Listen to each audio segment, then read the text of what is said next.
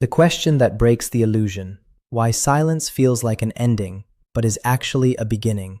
The psychology of the avoidant mind, what drives them to run, not from you, but from themselves. The false power of disappearing, why their absence feels like control, but is really fear. The one thing that makes an avoidant return, not chasing, not begging, something deeper. Why your silence speaks louder than their exit. How stillness triggers their buried anxiety. The emotional gap they can't ignore. What happens inside them when you stop reacting? The mirror they never wanted to look into. How your self-respect forces them to see their own emptiness. The return that looks like anger. Why avoidants often come back cold, confused, or hostile. What they actually feel when they come back. Not love, not regret, something raw and unspoken. The mistake that sends them away again. One wrong move after they return ruins everything. How to hold space without breaking yourself. The emotional skill avoidants secretly respect. The psychology of lasting change in an avoidant. Can they truly heal, or is it temporary? What to never expect from an avoidant. Protect your heart with these hard truths. The real reason they stay gone forever, and how to know if you're already free. Your final lesson, not your loss. Why they're leaving might be the best gift you never asked for. Now here is section 1, 100 to 1900 words, following all your instructions. Have you ever waited for someone who made silence feel louder than any fight? You sit there, phone face down. Notifications mean nothing because the only name you want to see never appears. You replay your last conversation. You search for clues. You wonder if you pushed too hard or asked for too much. And in that quiet room, a painful question begins to grow inside your chest. Did they ever care at all? Let me stop you right there. That question is a trap. It feels logical, it feels honest, but it is the very thought that keeps you stuck. Because when an avoidant leaves, your mind tries to make sense of chaos using normal rules. You assume they think like you. You assume they feel guilt the way you do. You assume absence means the same thing to them that it means to you. None of that is true, and understanding this difference is the first key to everything. You see, human psychology teaches us something uncomfortable but powerful. People do not leave because they stop caring. Often, they leave because they cannot handle what caring demands from them. Avoidants are not cold machines. They are not villains. They are people who learned very early that closeness equals danger. Maybe their caregivers were inconsistent. Maybe love came with conditions. Maybe they expressed a need once and got rejected. So their brain rewired itself to survive. It decided that the safest way to live is to never need anyone deeply. That is not a choice. That is a wound. But here is what breaks most people. When an avoidant walks away, they do it without the emotional goodbye you expect. No tears, no long explanation, just distance. And that distance feels cruel because your brain interprets it as rejection. But psychology says something else. The avoidant silence is not proof that you meant nothing. It is proof that you started to mean too much. Their nervous system cannot regulate the warmth you offer, so they shut down. Not to hurt you, to protect themselves. And once you see this clearly, your pain begins to lose its power over you. Now here is the truth that most motivational content avoids. You cannot make an avoidant stay by loving them harder. In fact, the more love you pour into someone who fears intimacy, the faster they run. Why?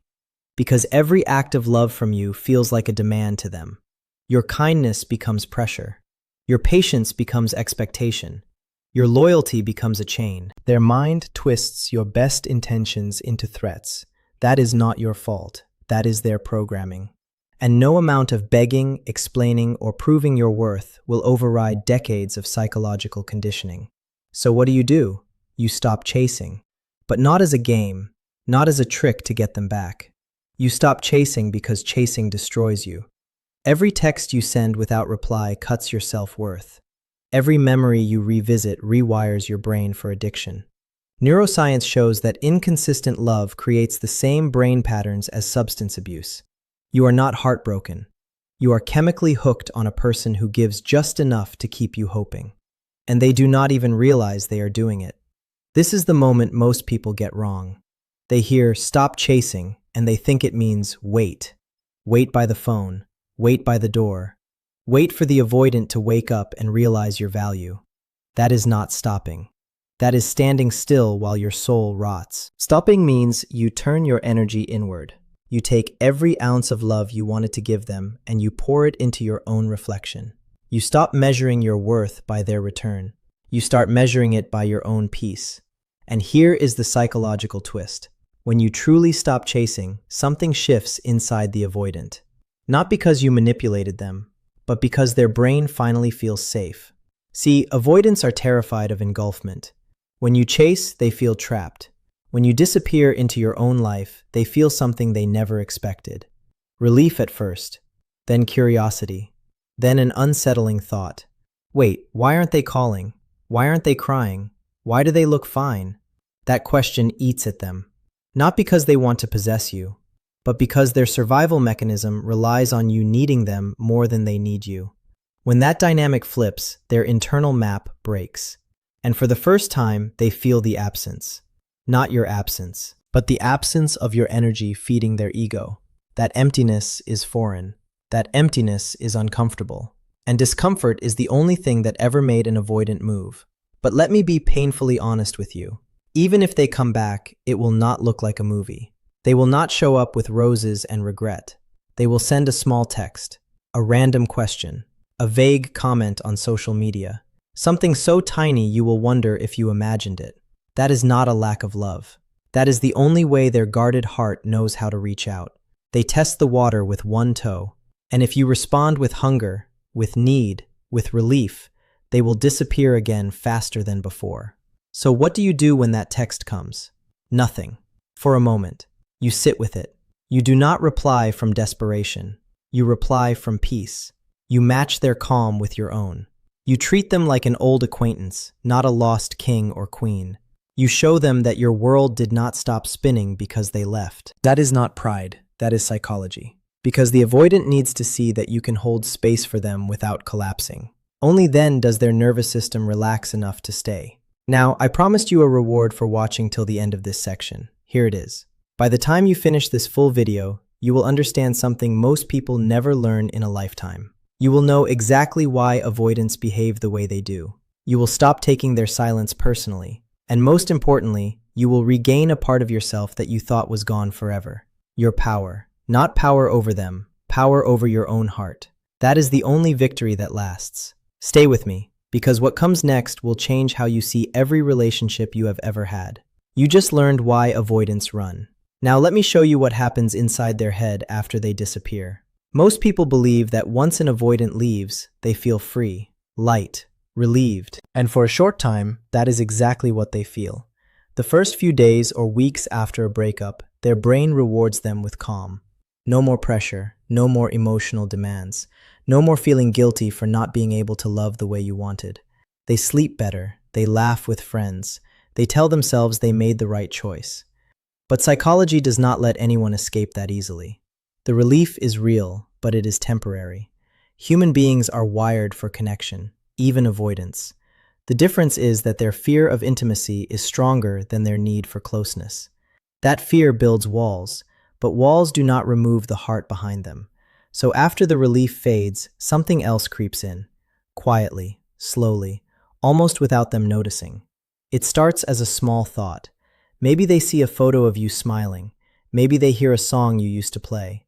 Maybe they drive past a restaurant where you shared a good memory. And suddenly, the silence they wanted feels different. It feels heavy. Their mind tries to push the thought away. It tries to distract itself with work, with hobbies, with other people. But the thought keeps returning.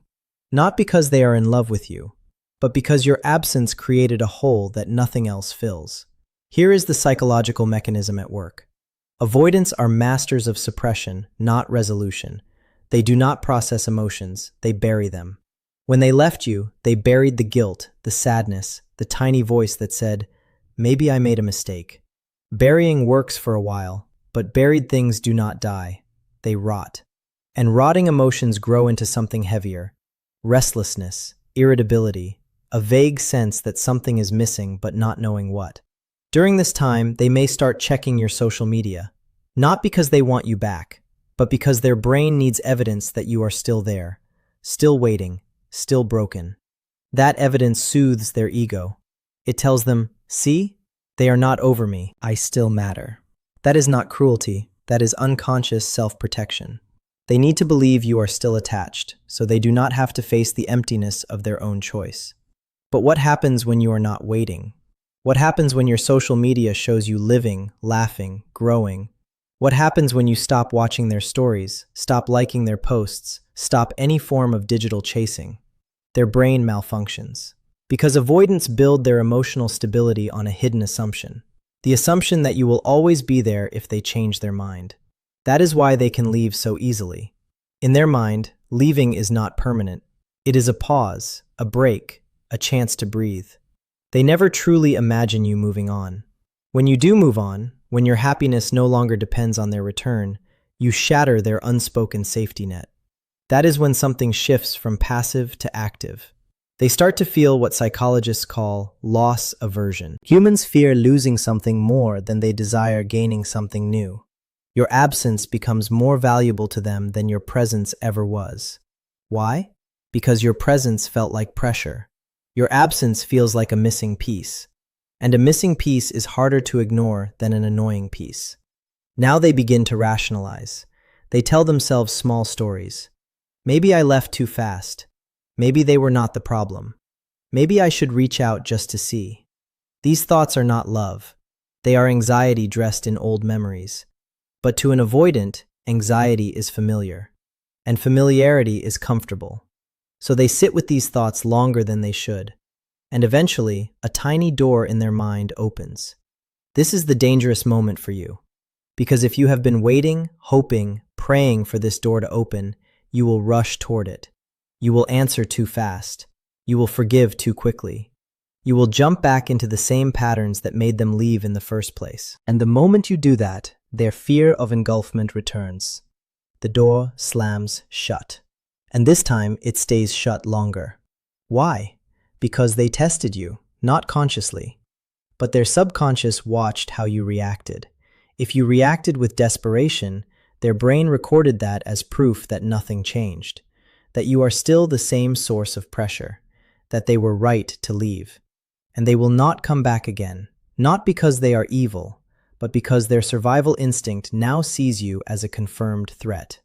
But if you reacted with calm, if you matched their casual text with casual energy, if you showed them that your life is full, happy, and moving forward, something different happens in their mind.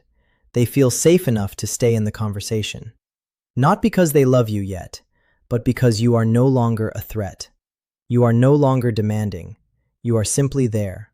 And for an avoidant, simply there is the most disarming thing in the world. Here is the painful truth most people refuse to accept. Even if they come back, even if they stay longer this time, your relationship will never feel completely safe for you. You will always wonder when they will leave again. You will walk on eggshells. You will suppress your needs to keep the peace. That is not love. That is survival. And survival mode is no way to live. So why do I tell you all of this? Not to give you false hope, but to give you a choice. A real choice. You can wait for an avoidant to heal. You can study their psychology. You can learn to speak their emotional language. And maybe, just maybe, they will stay a little longer. But deep down, you already know the cost. The cost is you shrinking yourself. The cost is you celebrating breadcrumbs. The cost is you trading your peace for their presence. Or you can choose something else. You can choose to become the person an avoidant never forgets. Not by chasing. Not by waiting, but by walking away completely and never looking back. That version of you is terrifying to an avoidant, not because you are mean, but because you are whole, and a whole person reminds them of everything they broke in themselves. Which version do you want to be? In the next section, we will uncover the one mistake that sends avoidance running forever, and how to never make it again. Stay with me. You are closer to freedom than you realize.